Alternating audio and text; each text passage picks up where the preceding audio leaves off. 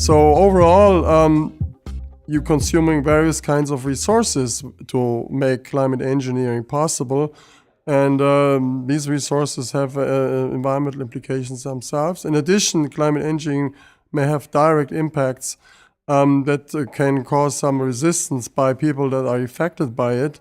It could be, for instance, that in some regions it's getting colder, in other regions it's getting warmer, and people are not as happy about that. And you're shifting the distribution of natural disasters, of storms, of floods, of droughts in the world. And in the end, people may wonder whether this was caused by climate engineering, not so much by climate change. So they may blame those responsible for climate engineering measures for all these disasters. So that can lead to protests, to uprising against governments, taking climate engineering measures, even against scientists themselves.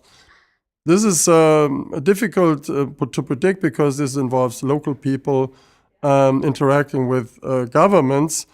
There may be also conflicts between governments because when it's getting warmer in Russia, it may be getting also warmer in Africa, and then you have to balance the different interests. So that's a pretty difficult situation.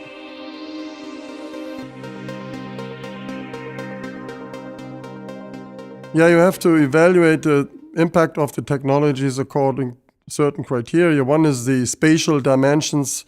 Some technologies are distant, other technologies are proximate. You have to also look at the timing.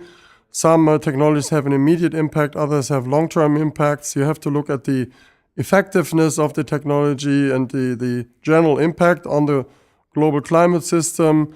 And also you have to look at the impacts on different countries, regions, and actors.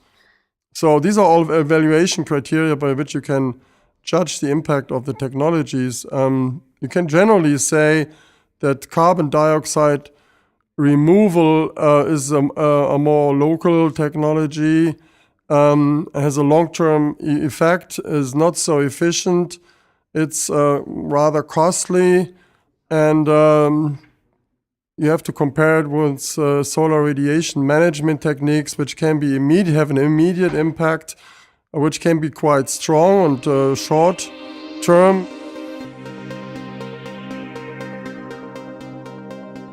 Well, most important is to anticipate the possible risks, and there's a lot of research needed in this field because we don't understand very well the different risks and the uncertainties in the system and how the system responds to intentional climate engineering.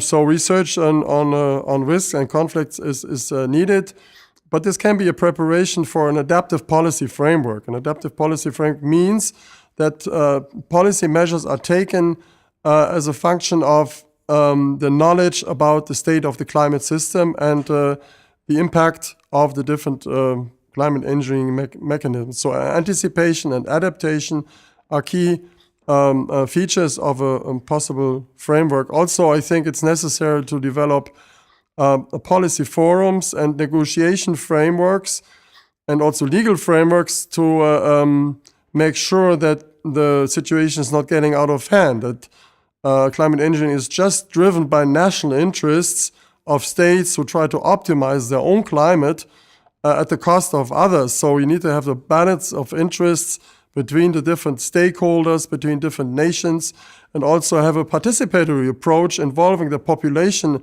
the people, into the decision-making process